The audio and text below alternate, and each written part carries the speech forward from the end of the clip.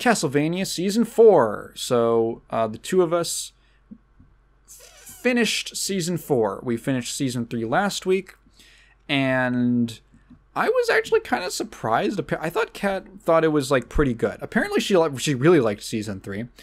I have to say that of all of them, Season 4 is probably I would say it's the best overall, in my opinion, or at least the one I enjoyed the most overall. Oh yeah, this is going to be full spoilers, so like all the other ones. Season 4 feels like they were sort of, I don't know, it feels like a better version of Season 3 in a lot of ways. It's a new animation studio, and I expressed some some curiosity, I'll say, over how it was going to look. I have to say, for the most part, it didn't show too much, except for in a couple characters, and the action does look different. The studio does look like they animate action differently. All the action, they get very, the characters their frame rate goes low, and they do not have a lot of lines. And I was okay with that. I kind of liked that they were sort of janky and low frame rate, and it felt very snappy. It didn't look like shit, granted, right? So it still looks, I didn't think it looked bad at all. You could tell they're like, okay, we got to get a lot of frames. We got to get a lot of motion done. So don't bother drawing too many lines on that character. Speaking of the action, I think that's one of the biggest upgrades is that Season 4 has the most consistent pacing. There's very frequent action. Things happen with pretty much every character. Characters go places and do things and have development. And it's a lot of plot threads come to a head. And it feels like things happen. I think one of the downsides, maybe, or one of the sticking points of Season 3, which I think I said last time, was that not a lot really happens every episode. It's just sort of like, we're going to talk a lot. And that can be really fun, but it is like, okay, something happened. And in Season 2, the way that they solved that was with filler action scenes. Hey, there's no filler action scenes in Season 4. It all advances the plot or makes sense. And there's action just about every episode, too. And it's pretty good. To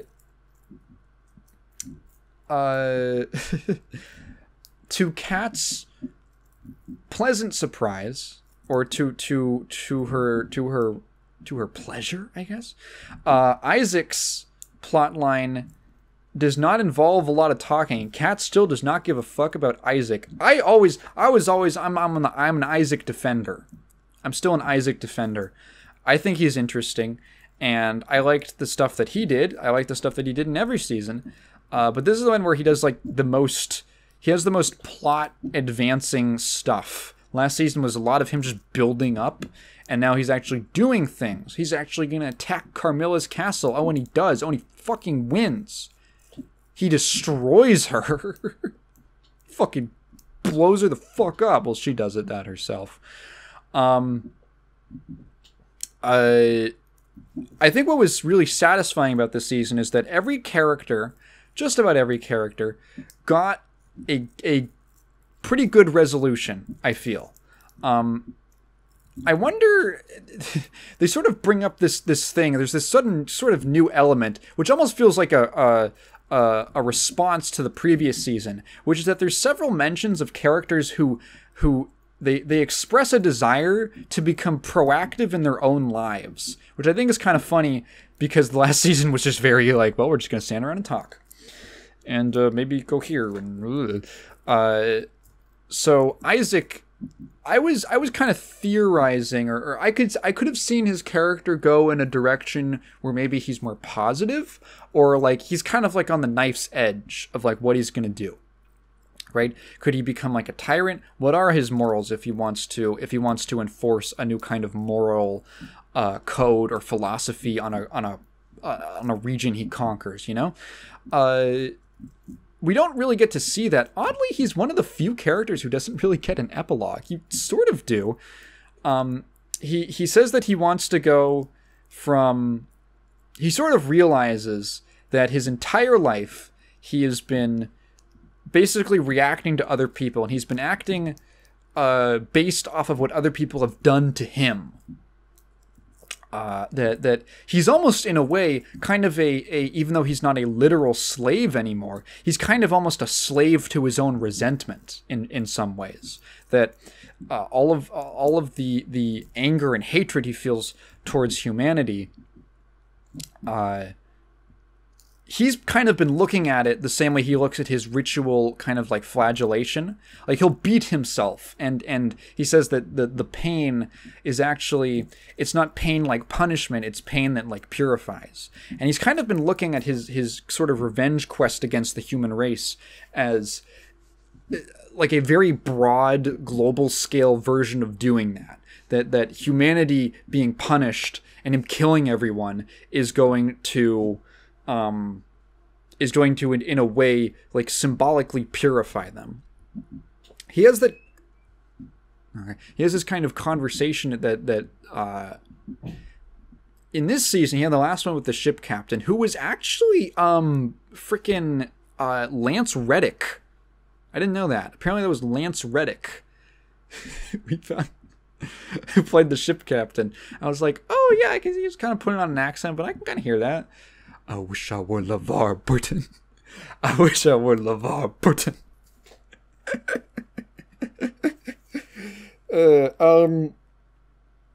And he has a conversation with the they never say his name, but the subtitles call him Fly's Eyes. The sort of like bug night creature who can like speak and is a little more intelligent than the other ones. I thought that character was actually really interesting.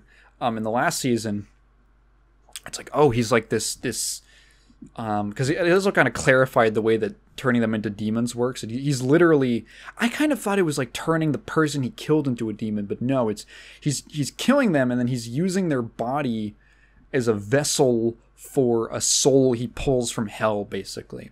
So Fly's Eyes was like a scholar in Athens who was murdered by Christians for like heresy. And he has this kind of like, they align on the idea that they want to like, that they feel resentment and bitterness towards humanity and they want to wipe them out. But Isaac kind of like, they have this sort of interesting conversation where Fly's Eyes, so they've been in this town that Isaac took at the end of the last season. And they've just kind of been like building up essentially, and they've been doing a little bit. He basically had them bury all of the bodies that couldn't be used for demon transformations. He's had them bury them all. Fly's Eyes goes over to him. He's like, "Hey, why do you want us burying these bodies? I don't want to do that." And Isaac says, "Well, it's going to cause like death and pestilence." And Fly's Eyes is like, we're fucking demons, dude. We're from hell. We love that shit.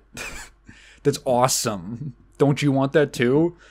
And Isaac has this weird kind of moment where he's kind of like, it's interesting because I mentioned last episode that it's satisfying to me to see a character kind of admit that maybe or realize that maybe they don't understand the entire world. And that was sort of a change you see in Isaac a little bit during the third season, like when he has that conversation with Lance Reddick, captain. And that kind of like, you see where that's gone when during this conversation, where he basically says to him, like, oh, what is it? It's like, yeah, so it's like, okay, I've been thinking about it, and I draw up souls from hell, right? Now, eventually, what if I drew up every single soul that's ever died from hell onto the earth? Should they just live on the earth forever? Should should their retribution on earth last forever? I don't fucking know. And he just he expresses that he's thinking about it, and he sort of like has a bit of a change. There's a moment where he goes back up to the tower, and he's sort of just talking to himself. He doesn't have a lot of people to talk to, which is why they had to come up with this demon character for him to talk to. But he's just talking to himself, or he's sort of talking to like almost this statue of the old wizard who was controlling the town before he came. And he basically says that he's been thinking about it, and he's realizes that he's been basically just reactive to everything. I guess we're sort of circling back to that. He's been reacting to things his entire life. He looks, his whole quest for retribution is in many ways, he's letting what other people have done to him control his motivations, control what he wants. He hasn't been doing it because he like truly wants it. He's been doing it because of other people. Even if it's like indirect and something that obviously, you know, other people don't want to be killed, he is still being controlled by his emotions that they cause him, right? He's still kind of a puppet to other people. And he's kind of thinking that like, well, maybe I want to be different. Maybe I want to be proactive in my life and make changes and not... Oh my God, he's Bridget from Guilty Gear. That's Bridget's character arc. Oh my God. That's Bridget's character arc. Who's laughing now, Kat? Who's laughing now? Now you have to like Isaac. That's Bridget's character arc. That she realizes that she doesn't have any purpose after she's accomplished everything because that she wanted to, because she actually doesn't feel fulfilled because everything that she's done was just influenced by the feelings of other people and her feeling guilt and stuff. And she's like, wait, what? My whole identity is built on reacting to other people. Oh no. Now you have to like him.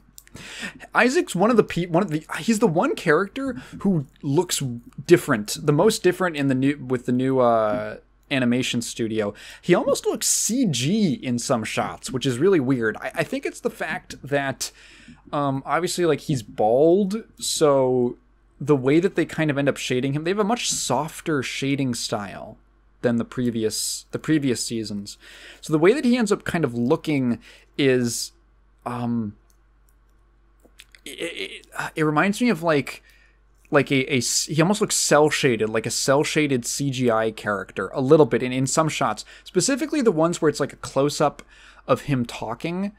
Because it's just a close up, they can put a lot of frames into animating his mouth. So it just looks like almost like a model that's like the mouth is just like interpolating.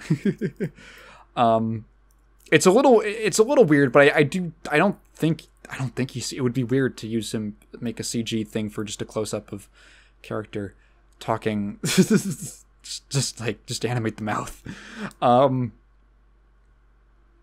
Yeah, he's the one where I noticed it the most. Let's see the other characters. Hector gets to do.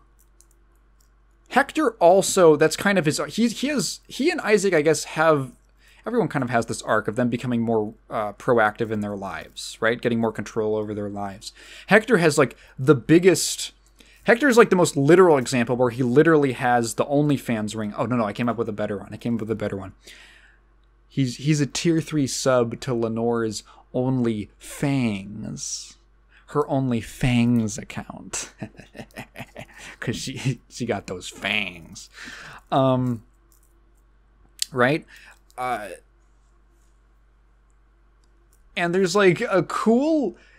The moment I started to really like Hector, the moment where... I didn't dislike the character or anything. I thought he was decently interesting. I was interesting because I could see where the character had room for development, and I think I like that. I like that in characters that have room for development, and I'm like, okay, I'm curious about where they could go, and that kind of makes me more invested in them. I'm glad that Hector got a moment where he gets to basically say, actually, fuck you, and he takes a stand. He makes that like magic cage that traps Lenore. He cuts his fucking finger off. Like he goes really hardcore. He cuts his finger off with the ring so that the night creatures that he makes won't be under Carmilla's control anymore. And he's like, just go wild, dude. Go crazy.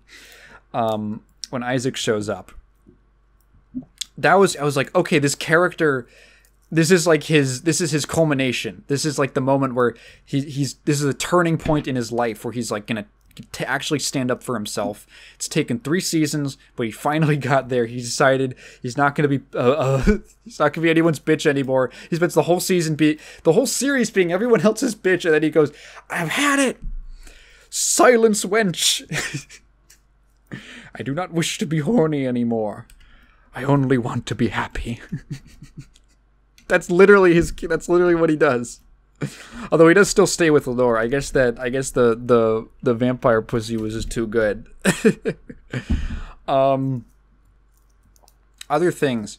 I liked the scenes where the two, let's see, big buff lady vampire and her brown girlfriend vampire, where they're basically like surveying the battlefield, and they kind of realize that like they were decently on board with Carmilla's plan, and then I think her name is Striga, the buff lady, and they get attacked by these human farmers, and she goes out in like daylight armor. I'm glad that wasn't a more common thing. I'm glad that it was just like a one-time thing that just only her has, that she has this thing that can like nullify the power of daylight. I was like, okay, that's cool for like making. I would believe that she would want to come up with something like that. Also, it looks cool. It's very clearly a Berserk reference with her giant ass Dragon Slayer sword. The way that the helmet kind of like there's even the shape of the helmet is similar to like the Berserker armor from Berserk. And that whole scene was cool, that she comes back and she's like, "Oh my god, I just realized we're gonna be fighting a war. I'm gonna be just killing farmers in a field all like for years. Like it's never." She's like, "Yeah, it sounds fine. Like it makes sense on paper, but realistically, like human beings are just gonna like they're gonna scatter. Like it's gonna get messy basically." And she basically sees this future where she's stuck just taking care of constant little human insurgencies and all this, and she's just doing that constantly for hundreds and hundreds of years, and her girlfriend is at home making sure that like with the supply lines stay open, and fucking they never get to eat each other out, and it's just fuck, I don't get to eat my girlfriend, how fucking hot, I'm never gonna see her again. They're like, maybe this is all bullshit. Carmilla sucks. Carmilla gets a moment where she like, you sort of see the mask slip a little bit. I thought that was interesting. She has this moment where Lenore is feeling she's got the blues because she realizes that now that Lenore's the diplomat, and now that everything's basically figured out, like she's got nothing to do. She has no one to negotiate with. Her purpose has basically been served. Now that Hector's under control, and now that Hector's a tier 3 sub, and she basically like goes to Carmilla. I forget exactly what they're talking about, but Carmilla basically just takes it as an opportunity to be like, "I want the whole fucking world," and Lenore's like, "Wait, the whole world? Like everything?" And Carmilla's like, "I want fucking everything. I fucking hate men. I fucking hate men." And Lenore's just listening to her, and you can like see it in her eyes. She's like, "Oh my god, she's fucking insane. She's never gonna be able to do this. She's like a complete egomaniac." And she's like, she always kind of knew about this, but it was just the opportunity was never there for Carmilla to like fully like hit that point where that was even like a thing she could imagine. Right? Like, I can control all of Europe. I can control Asia. Lenore's like, "Asia? You know how big Asia is? We want to do what?" And she's like, "We're just 4 fucking people. We're just 4 vampires." And like, yeah, we could maybe control a decent chunk of Europe. But like, fuck. And she's like, you get to see Carmilla. Carmilla's whole thing is that she's actually a lot like Isaac. Because Carmilla is motivated entirely by her resentment for other people. She fucking hates... she hates men.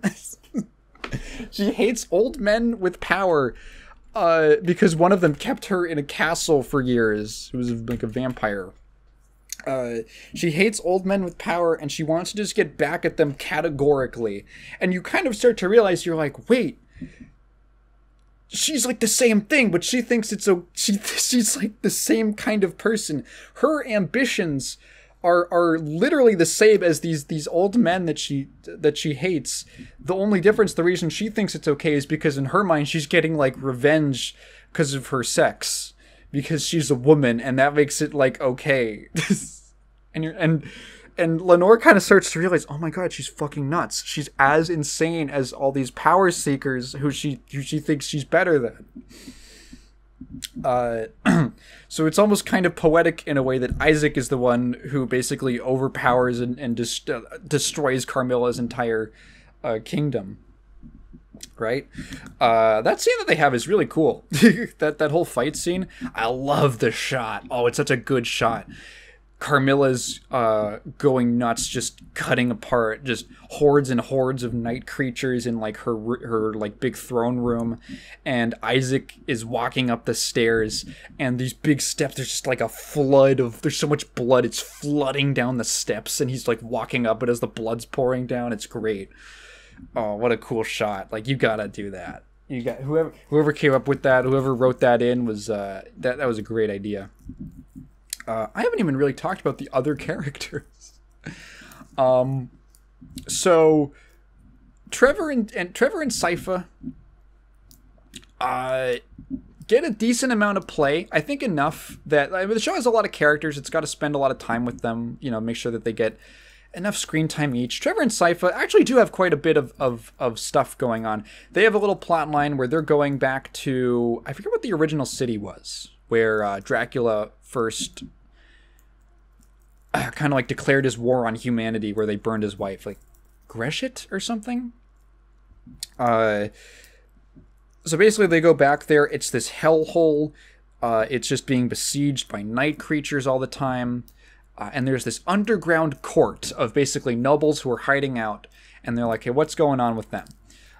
Meanwhile, there's this new vampire called Varney.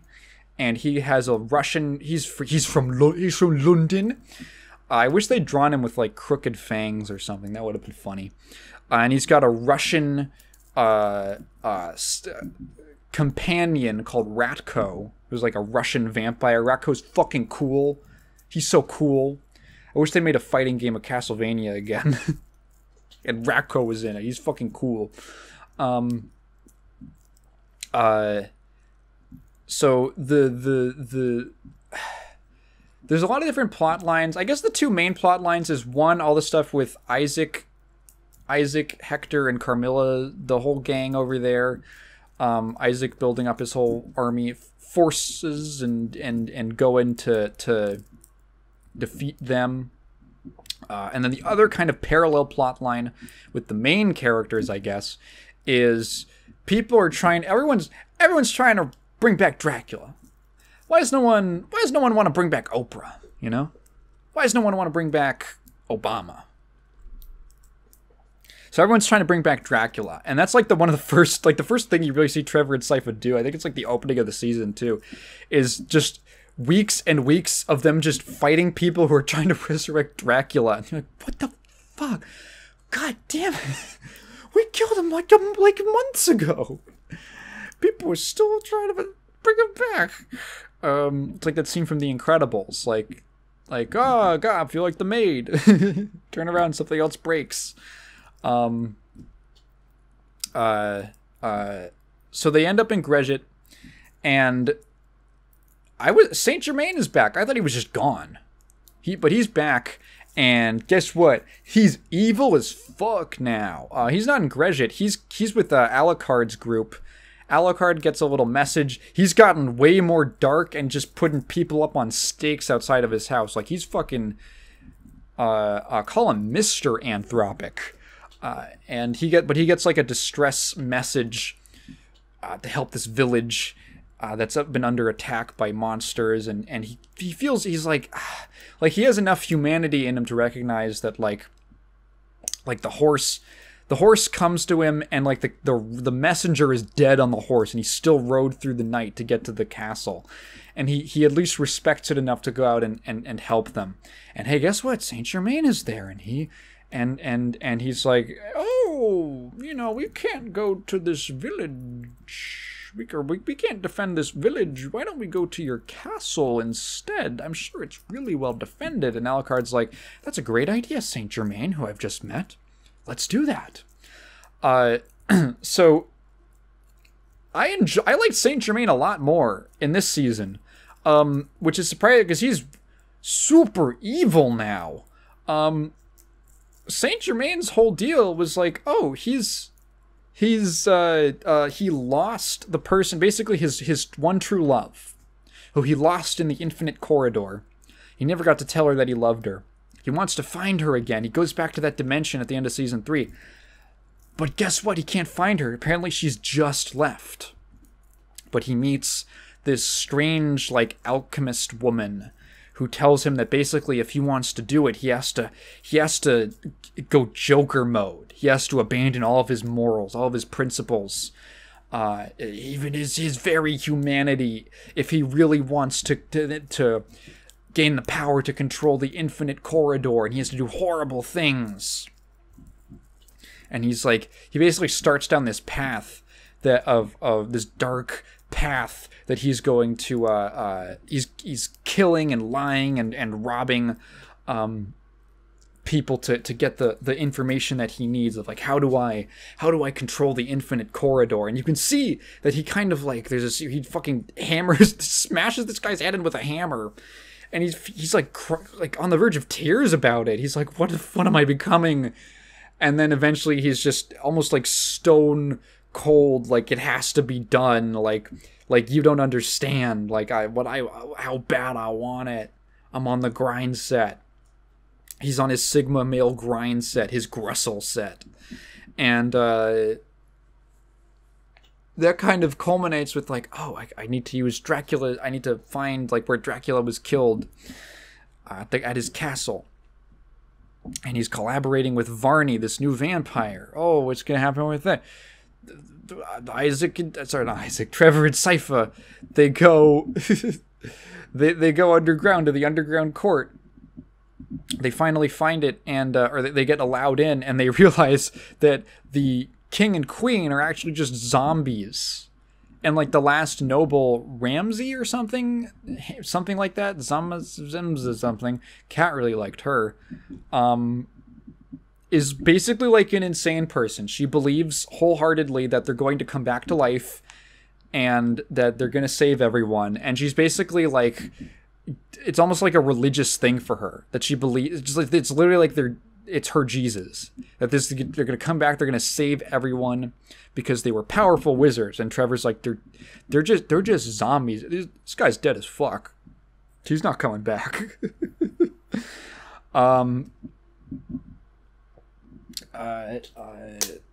Fucking Varney shows up, yada yada blah. Yeah, kind of goes how you sort of expected. Oh, Saint Germain has laid a trap to kill a bunch of the villagers who've moved into Dracula's castle, or they've kind of made camp outside. So he's gonna collect souls for this ritual. Varney shows up. The twist, I will say this, the twist with Varney's identity was awesome. I thought that was great. That took the both of us really off guard. The first twist and then the follow-up, like, wait, when it goes deeper? When Varney reveals that, like, actually, and there's this funny foreshadowing, right? That he says he was part of Dracula's initial court. And you just kind of take that, like, okay, whatever. He was part of the initial court, we just didn't see him, right? There was a bunch of vampires there, right? And then he reveals, actually, he was the alchemist woman who told Saint Germain to go on this journey. And it's like, what? And then he's like, actually, that's not even my real... That's just one of many identities I've had. I'm actually the fucking Grim Reaper. I'm death. I'm just a straight-up Grim Reaper. And we were... Oh, shit! Oh, my God, it makes so much sense! Death is like a last-minute villain, right? Oh, so one of the... I was like, oh, that's funny, because Death is always like the penultimate boss in like, excuse me, in like a bunch of different Castlevania games, right? He's always the penultimate guy.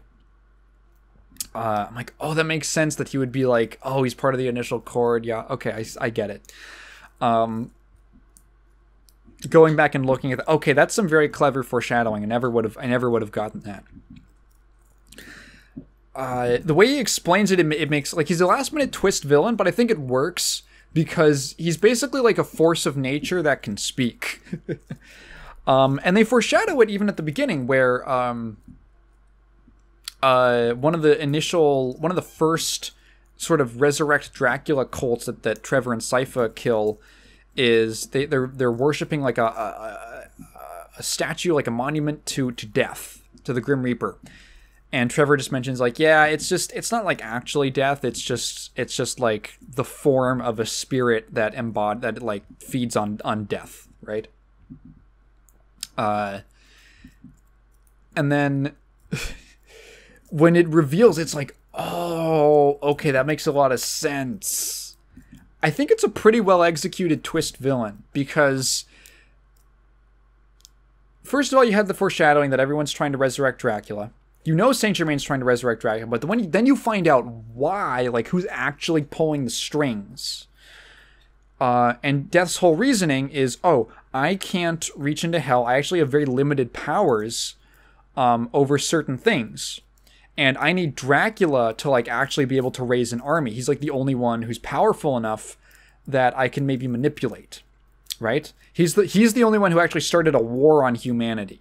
Maybe he could have gone for Carmilla, but Dracula was the one who he was like, I guess he had his sights on. Dracula had the resources for a full-scale war on humanity. So like, I just want to kill everyone, right? I want to kill everybody. And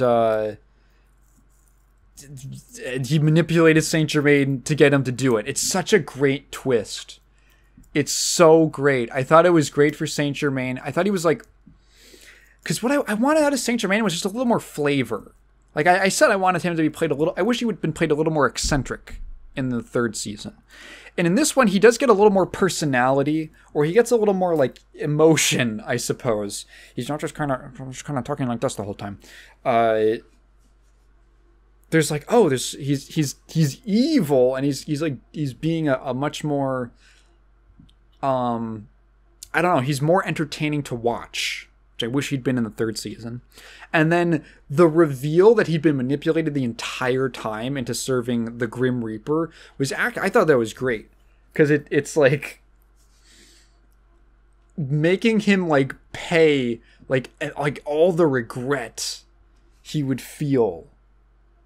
He feels in that moment that the entire he's like, oh my god, I'm such a fucking idiot. I'm so fucking stupid. It's like the perfect comeuppance, right? And then like that whole weird scene where, to keep on Death. I'm fine with him like not being a particularly complex character. He's a force of nature. It's death, right? He's a big spirit who feasts on souls, or on the dead specifically. Okay, very sensible motivation. It doesn't really matter that we haven't been aware of that until like right this instant, because there's already been like a threat, right? Oh, someone wants to resurrect Dracula. Obviously, we have to stop that. Then when that gets replaced by, oh wait, it's actually even bigger than that. The threat of Dracula resurrecting is still there. That was all still,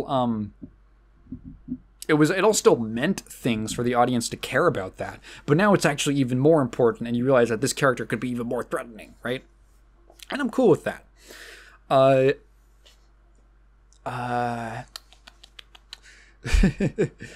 There's not as much, what I would say, like, development or change necessarily for Trevor or Sypha, and that's fine. I was happy with how they were. Sypha is a little more cynical. She mentions that they have this kind of little argument about how she never used to swear and now she swears because of Trevor. I'm like, okay, that's kind of cute. Like, he's rubbing off on her, literally.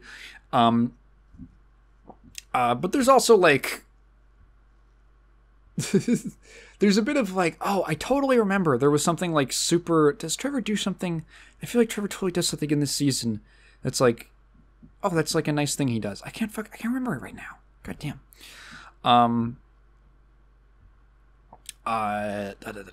What else? Oh, Alucard. Alucard was also a character who I think it was setting up the idea that like maybe he could become more like his father. He was already becoming more like his father. Obviously, he's sticking people on sticks and stuff like that, staking them. They kind of it's kind of a situation where he's like, they kind of go back on that, and I'm not like upset about that. It's just like, okay, there was like a threat that maybe Alucard could become a lot darker and become disenfranchised with humanity as a whole. And season 4 kind of has him sort of returning and going back and reconnecting with people. Really, Alucard's, I guess, enemy is like his loneliness. Alucard has all of these things where he's just kind of fucked, right? His dad was this like megalomaniacal vampire. His mom got killed. He himself is like a half vampire, so it's like you can see some distance between himself and the rest of humanity. He doesn't really like other vampires because they're all like insane and want to kill people. He's literally mixed. He's a mixed kid. He's like a mixed kid who doesn't know which table to sit at lunch. That's Alucard, between humanity and vampires. And he kind of, you can see how he feels alone.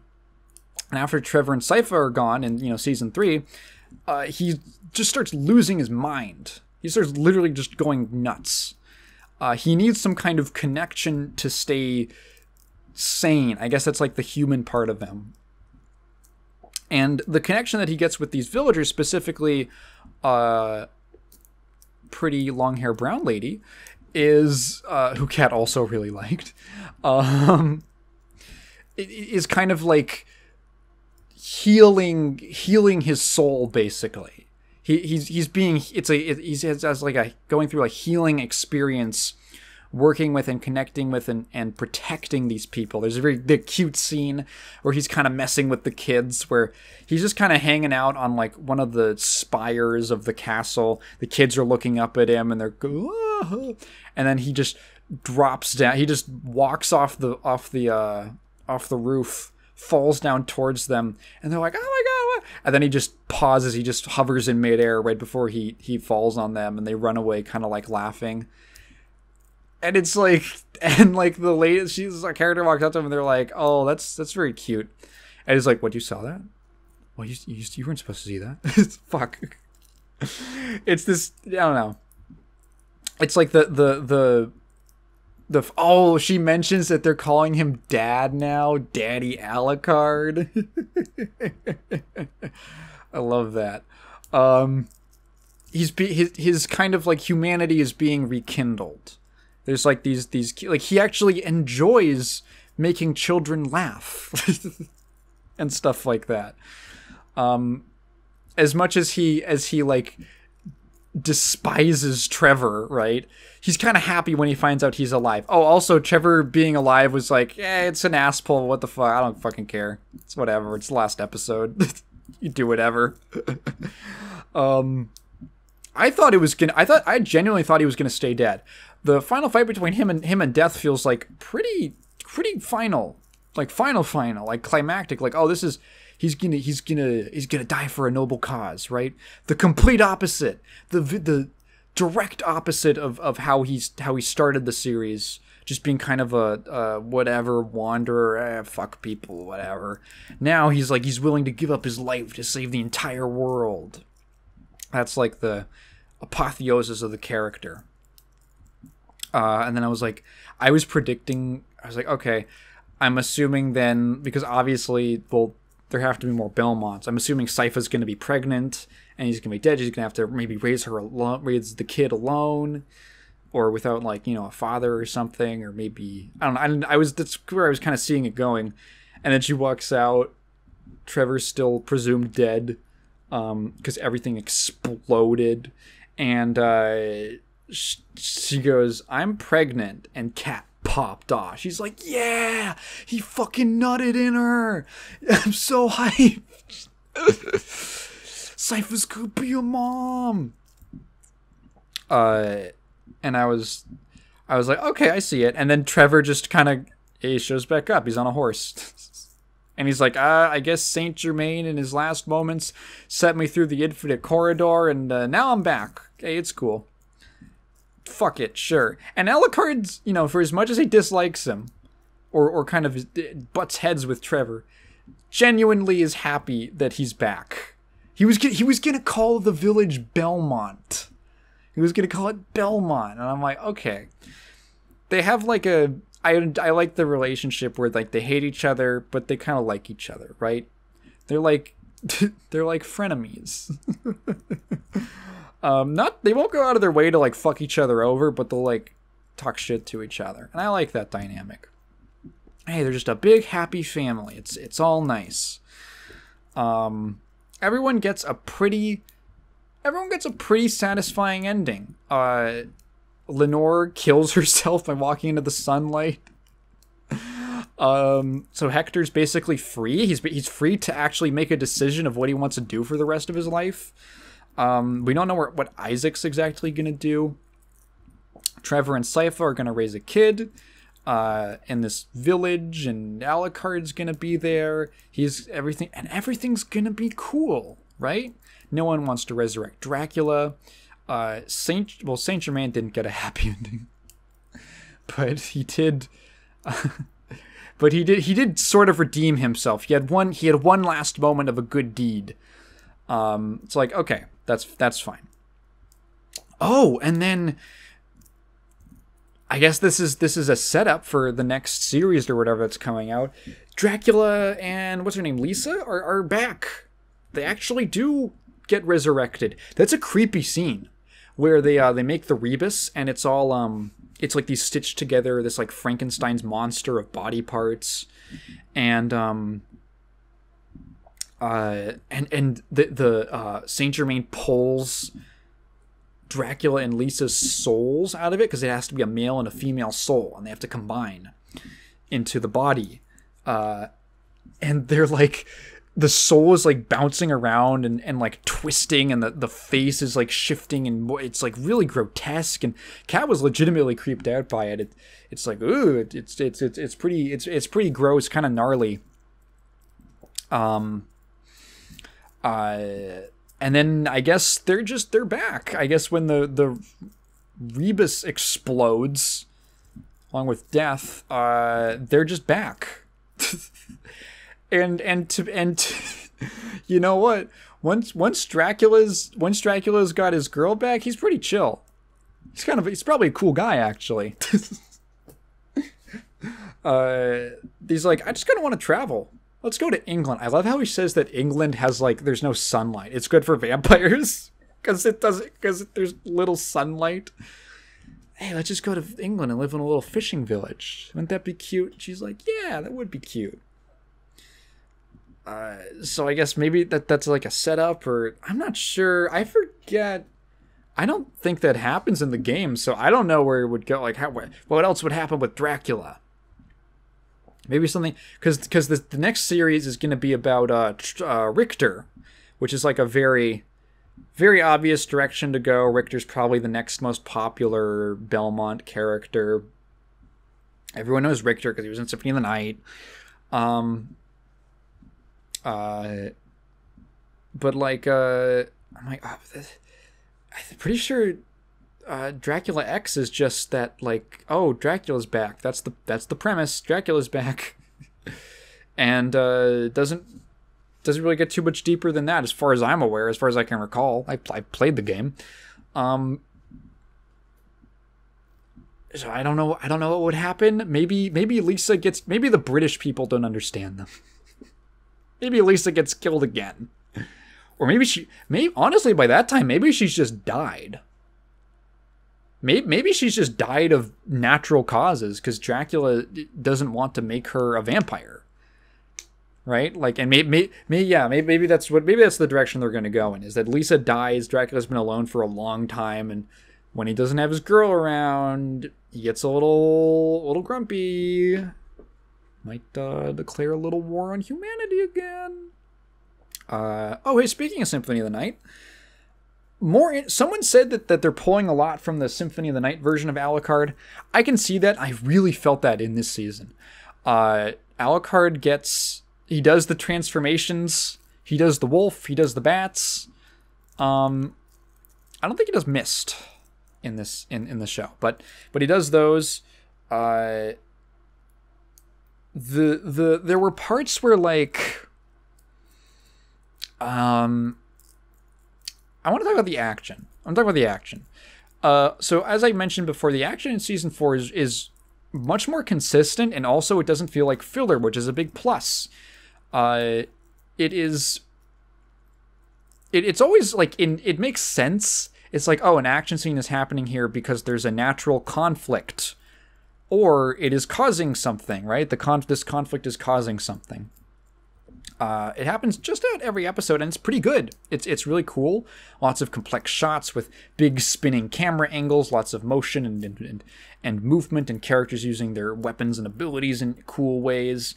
I thought one of the last sequences where Trevor, Sypha, and Alucard are making the journey up to the castle to stop Saint Germain, I thought that was great. It felt like in like a shonen anime where they fight, like it's like a tournament arc or whatever, where it's the author's excuse to throw in a bunch of enemies with like gimmick abilities. This felt like a speed run of that, where it's like, yeah, it felt like Alucard fights this like monster Viking guy who throws an axe. He has 2 axes and he can throw them and then teleport to the axe. That's cool. That feels like it's from a game or something. I'm not enough of a Castlevania aficionado to tell you if that's based off of a boss or something, but like that feels like a thing from a video game. There's like it's like a thing. It's like a guy who's all like spiky and has like all these bandages, and he can like teleport and phase through walls, and he can like throw bandages on you, and like he can control them like tendrils. There's like they have to fight like 5 different bosses at once. With all these like different little like magic abilities and stuff. It's like very complex, but like quick, like these quick fights that was like cool and entertaining, and it was really good. I thought it was great. Yeah, I when I say that it's the most consistent season in terms of those things, I say that as like, I don't know. I guess season 3 maybe had more time for character development. I don't even know if that's true. Maybe I'm just making that shit up. But this feels like the best elements of the show done the most consistently well. Maybe if I was to go back and really examine each season, I could tell you what like weaknesses that 4 has in comparison, but it felt like, okay, the pacing's good, like stuff is actually happening every episode, characters are developing, there's some twists, there's some enjoyable like character stuff, there's conversations, they have a good amount of conversations, philosophical talks and stuff like that to flesh them out. The action still great. Yeah, I was a little concerned, like, oh, is it going to be, how are they going to handle the action sequences? Still good. Voice acting, still pretty consistent. Oh, one thing I've been meaning to talk about, and I guess I guess I can talk about this now that the whole series we've finished. The cursing in the show. I get that it's a Netflix show and you can do whatever you want, right? The cursing feels like a little excessive. Like, okay, I get that, you know, people are going to talk kind of rough. I'm fine with people talking rough. It just feels sometimes like they were overdoing it. Everyone enunciates it really hard when they say fuck, too. everyone, it feels like, okay, did you really, like, have to write fuck in there? Did the character have to say that? Like, it felt a little, like, unnecessary. And, like, when you're writing a character, I feel like the way that they speak should be indicative of, it should indicate something about the character. And I remember this because when Death shows up, he talks a lot of shit. He uses a lot of salty language. And I remember seeing memes about this, about like, oh, isn't it so funny that Death talks like a Redditor? Compared to any other villain, right? And then I was like watching it, and I remembered those memes. I'd totally forgotten about that, like from when the season came out. And I was like, not really, because he kind of talks like most of the characters in this show. Like, let's pull up, let me see if I can find a Castlevania Netflix Death.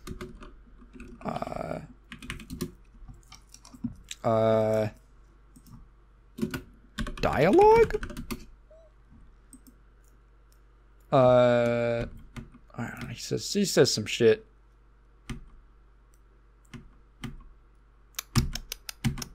Where is it? Oh my god, I feel like I've seen so many memes. I feel like I've seen so many memes of funny, oh, isn't it so funny that he says fuck and like he's gonna rip your fucking throat out and stuff like that. Oh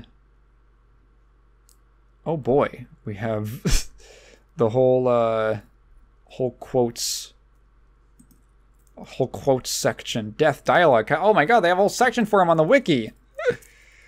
Oh no, this is from the games. Okay. Anyway, yeah.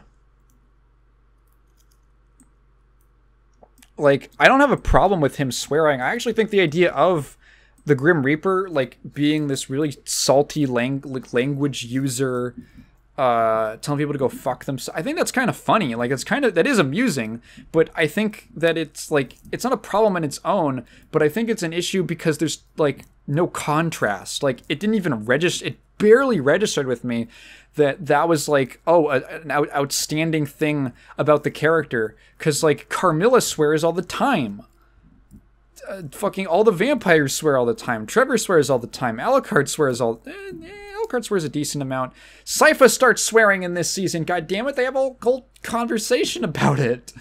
Random one-off characters swear all the time, like Ratko swears all the time. Varney is death. That doesn't matter.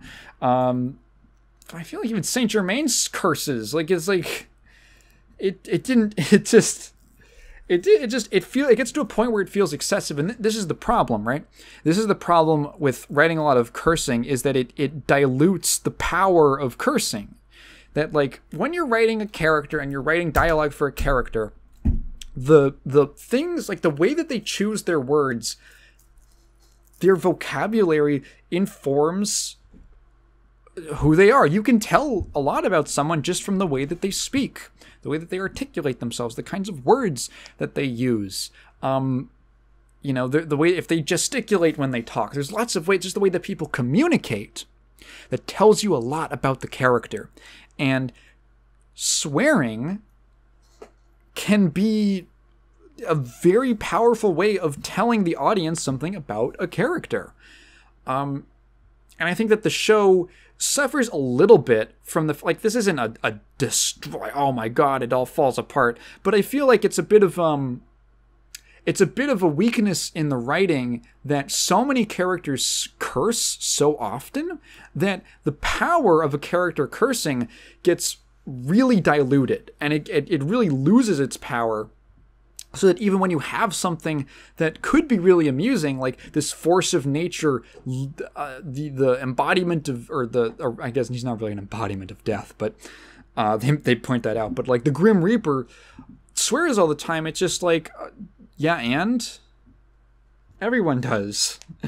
It almost would have been more of a contrast if he didn't swear, if he like, oh man, if he said like frick, oh, that would have been awesome. If he said like crap, like frick, I'm sending you to HE double hockey sticks, Trevor Belmont.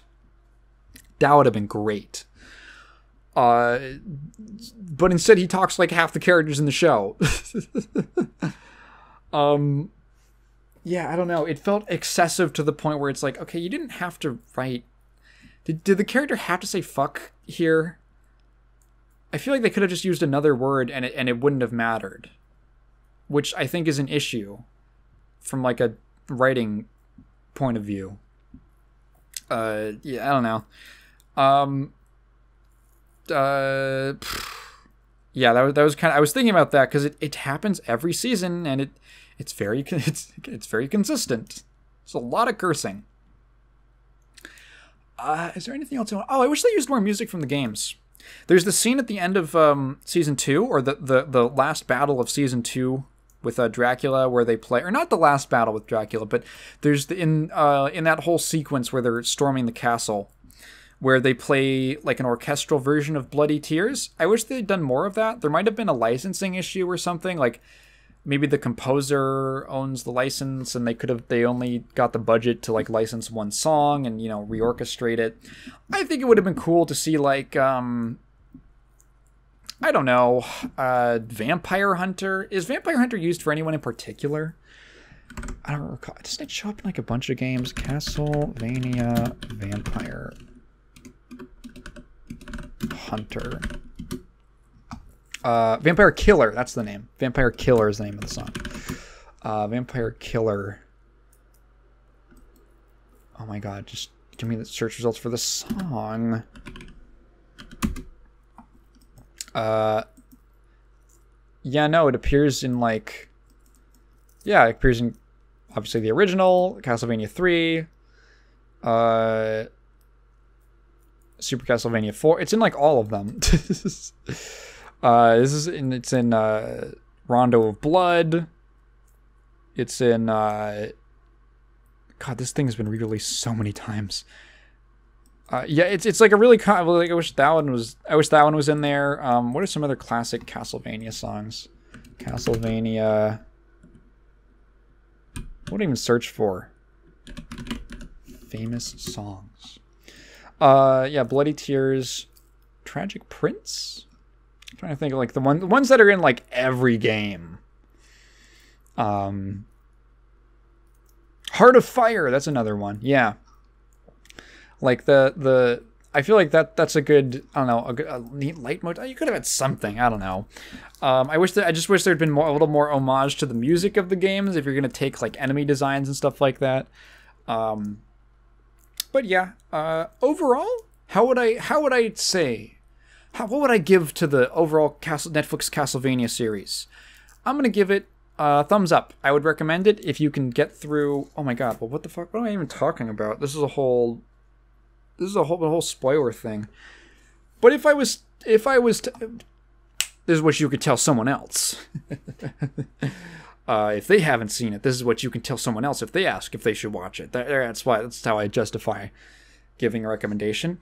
I would recommend it if you can get through a little bit of like about a season's worth of, which is about 10 episodes of kind of slow moving, a lot of character dialogue focused scenes, big payoff at the end, some interesting character work, cool concepts, and pretty interesting world. I guess I've neglected to mention that, but the world of the series is pretty interesting. I like it a lot.